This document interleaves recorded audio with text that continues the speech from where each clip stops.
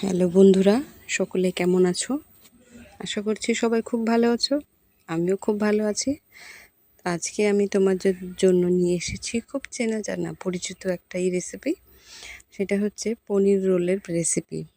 এই পনির রোলের রেসিপিটা কি করে তৈরি করছি তোমরা পুরো ভিডিওটা স্কিপ না করে দেখতে থাকো। প্রথমে আমি নিয়ে নিয়েছি একটা বাটি। সেই বাটির মধ্যে দিয়ে দিচ্ছি মেজারমেন্ট কাপের 1.5 কাপের মতো ময়দা। তোমরা যদি চাও এখানে শুধু ময়দাও ব্যবহার করতে পারো বা আটা ময়দা সম পরিমাণ নিয়েও ব্যবহার করতে পারো। তারপরে এখানে আমি অ্যাড করে দিলাম স্বাদ মতো লবণ। তারপরে আমি এখানে দিয়ে দিলাম 2 টেবিল স্পুনের মতো সাদা তেল। এবার এই সমস্ত উপকরণগুলোকে হাত দিয়ে ভালো করে একটু মেখে নেব।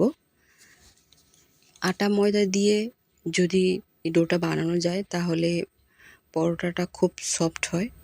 এবার আমি এর মধ্যে দিয়ে দিচ্ছি পরিমাণ মতো জল, এবং জল অল্প অল্প করে দিয়ে দিচ্ছি।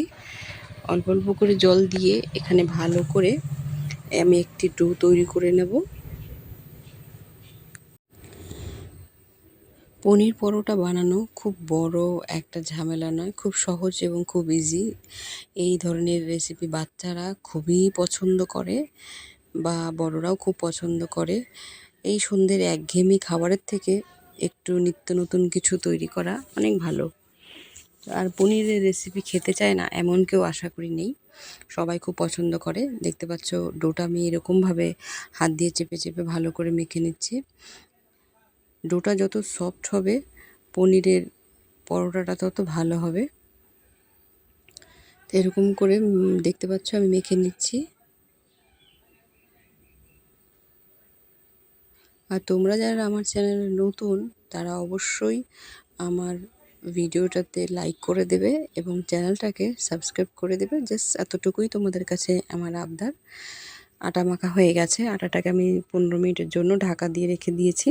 তারপর এখানে আমি নিয়ে নিয়েছি একটা শসা, একটা গাজর, একটা ক্যাপসিকাম, একটা পেঁয়াজ। এবার সমস্ত উপকরণগুলোকে ভালো করে কেটে নেব। এখানে আমি নিয়েছি একটা ক্যাপসিকাম, এই ক্যাপসিকামটাকে ভালো করে কেটে নিয়েছি। ক্যাপসিকাম কাটা হয়ে গেছে। এবার আমি গাজরটাকে ভালো করে কেটে নেব এবং সবগুলো উপকরণকে আমি লম্বা লম্বা শেপ দিয়ে কেটেছি। তোমরা যেরকম পছন্দ করো সেরকম শেপ দিয়েও কেটে নিতে পারো। এরপর আমি এখন পেঁয়াজটা কেটে নিচ্ছি। এখন আমি পেঁয়াজটাকে কেটে নিলাম। পেঁয়াজ কাটা হয়ে গেছে। এবার আমি শসাটাকে ভালো করে কেটে নিচ্ছি। এটি খুব অল্প কিছু ইনগ্রেডিয়েন্টসে এবং খুব স্পাইসি হয় না, কিন্তু খুব টেস্টি হয় খেতে। তো সব রকমের সবজিগুলো কাটা হয়ে গেছে। এবার আমি সেই আটার যে ডোটা তৈরি করেছি সেই ডোটা 10 মিনিট পরে দেখো খুলেছি, এরকম হয়েছে নরম। এবার এই ডোটাকে আবার একটু হাত দিয়ে মেখে নেব। মেখে নেওয়ার পর এখান থেকে 3টা লিচি কেটে নেব। দেখো এরকম করে ভালো করে হাত দিয়ে ডোটাকে মেখে নিতে হবে। মেখে নেওয়ার পর এখন আমি লিচি কেটে নিচ্ছি। এখান থেকে 3টা লিচি হয়েছে। তো প্রথমে অল্প কিছু ময়দা বা আটা স্প্রে করব, করে নিয়ে এর উপরে আমি সেই যে লিচিটা কেটে রেখেছিলাম সেটাকে এখন শেপ দেব, গোল গোল করে রুটির মতো বেলে নেব। ঠিক যেরকম করে আমরা রুটি বেলি সেরকম করেই বেলে নিতে হবে। আর তোমরা যদি মনে করো যে এটাকে লাচ্ছা পরোটা বানাবে তাহলে এরকম করে একবার বেলে নেবে। আমি দেখিয়ে দিচ্ছি একটা লাচ্ছা পরোটা তৈরি করলে কিভাবে তৈরি করবে আর নর্মাল পরোটা তৈরি করলে কিভাবে করবে। তো প্রথমে এটা দেখাচ্ছি লাচ্ছা পরোটার জন্য।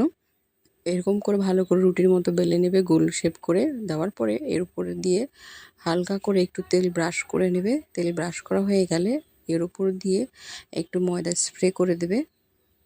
করে দেওয়ার পর এই রুটিটাকে সামনের দিকে এরকম ফোল্ড করে নেবে। সামনের দিকেই ফোল্ড করবে, পেছনে ফোল্ড করবে না। এরকম করে নিতে হবে।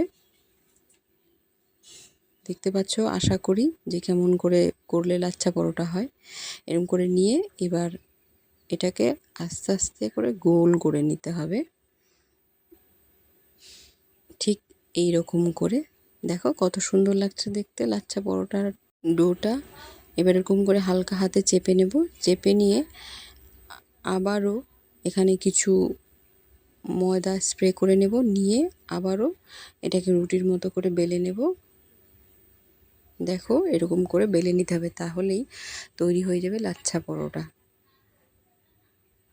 এরকম করে এটাকে এখন বেলা হয়ে গেছে, আমি এখন এটাকে একটা প্লেটে রেখে দেব। এরকম করে আরও একটা পরোটা আমি তৈরি করে নিচ্ছি।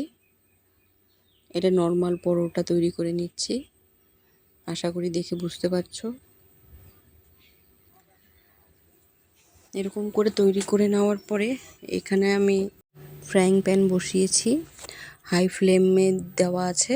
এই সময় পরিমাণ মতো মোটামুটি 3 টেবিল স্পুনের মতো তেল দিয়েছি। এবার তেল দিয়ে এর মধ্যে আমি গাজর যে কেটে রেখেছিলাম সেই গাজরগুলোকে দিয়ে দিলাম। গাজর দিয়ে 1-2 মিনিটের মতো নাড়াচাড়া করার পর এখানে আমি ক্যাপসিকাম অ্যাড করে দিলাম। সেই ক্যাপসিকাম দিয়ে আবারও 1-2 মিনিটের মতো একটু নাড়াচাড়া করে নিয়ে তারপরে এর মধ্যে আমি এখন আস্তে আস্তে কেটে রাখা পেঁয়াজটাও অ্যাড করে দিলাম। এরকম করে এই সব উপকরণগুলোকে একটু নাড়াচাড়া করে নেব এবং এর মধ্যে আমি অল্প লবণ দিয়ে দিয়েছি। তারপরে এর মধ্যে এখন আমি দিয়ে দিলাম টমেটো সস, দিয়ে ভালো করে নাড়াচাড়া করে নেব এবং এই সময় ফ্লেমটা অবশ্যই মিডিয়াম টু লো থাকবে। এরকম করে 5 থেকে 10 মিনিট নাড়াচাড়া করে নিলেই তৈরি হয়ে যাবে পনির রোলের ভেতরের পুরটা। এখন আমি এই সমস্ত উপকরণগুলোকে 2-3 মিনিটের জন্য ঢাকা দিয়ে রাখবো। আর এদিকে আমি পনির কেটে রেখেছিলাম এরকম লম্বা লম্বা শেপে, তোমরা যদি চাও কিউব করেও কাটতে পারো। আমি লম্বা শেপ দিয়ে কেটে রেখেছি। এবার ঢাকনাটা খুলে দিয়েছি। ঢাকনাটা খুলে দিলে সবজিগুলো সেদ্ধ ভালো হয়, কাঁচা ভাবটা থাকে না। তো এর মধ্যে এখন আমি পনিরটা অ্যাড করে দিলাম, দিয়ে একটু নাড়াচাড়া করে নামিয়ে দেবো। বেশিক্ষণ নাড়াচাড়া করতে হবে না, জাস্ট 2 থেকে 3 সেকেন্ডের মতো নাড়াচাড়া করলেই তৈরি হয়ে যাবে ভেতরের পুর। দেখো দেখতে কত সুন্দর লাগছে রং বেরঙের সমস্ত সবজির উপকরণ দিয়ে। এখানে আমি একটা তাওয়া বসিয়ে দিয়েছি, তাওয়ার মধ্যে একটু তেল ব্রাশ করে নিচ্ছি। ব্রাশ করে নেওয়া হয়ে গেলে আমি যে পরোটাগুলো বেলে রেখেছি সেগুলো এখানে দিয়ে দেব। এই সময় ফ্লেমটা মিডিয়াম টু হাই থাকবে, তা না হলে পরোটাগুলো শক্ত হয়ে যাবে, ক্রিস্পি হবে না। এইরকম করে দুপাশ উল্টে নিয়েছি, নেওয়ার পর এখন এর উপর দিয়ে একটু তেল ব্রাশ করে নিচ্ছি।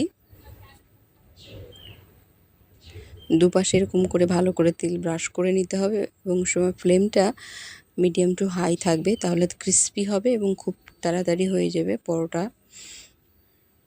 দেখো দেখতে কত সুন্দর হয়েছে, কতটা ক্রিস্পি হয়েছে, আশা করি দেখে বুঝতে পারছো। এরকম করে স্প্যাচুলা দিয়ে একটু চেপে চেপে করে নিতে হবে পরোটাগুলো। পরোটাটা ভাজা হয়ে গেছে, এবার এই পরোটাটাকে আমি নামিয়ে নেব। পরোটাটাকে প্লেটে নামিয়ে নিয়েছি। এবার যে পুরটা আমি তৈরি করে রেখেছিলাম সেই পুরটা আমি এখন দিয়ে দেবো পরোটার ভেতরে, তাহলেই তৈরি হয়ে যাবে আমাদের আজকের পনির রোলের রেসিপি। এবং এখানে পরিবেশন করার আগে হালকা একটু লবণ দিতে পারো, কেউ চাট মশলাও দিতে পারে ভেতরে, তাহলে স্বাদটা খুব ভালো আসে।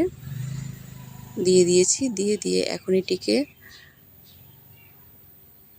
আটকে দেবো এইভাবে। তো আমার আজকের এই রেসিপি তোমাদের কার কার ভালো লেগেছে, পনির রোলের রেসিপি, আমাকে কমেন্টস অবশ্যই জানাবে। আর আমার চ্যানেলটাকে যদি এখনও সাবস্ক্রাইব করে না থাকো তাহলে খুব তাড়াতাড়ি সাবস্ক্রাইব করে দিও, ভিডিওটাতে লাইক করে দিও, এইভাবেই ভালোবেসে আমার পাশে থেকো।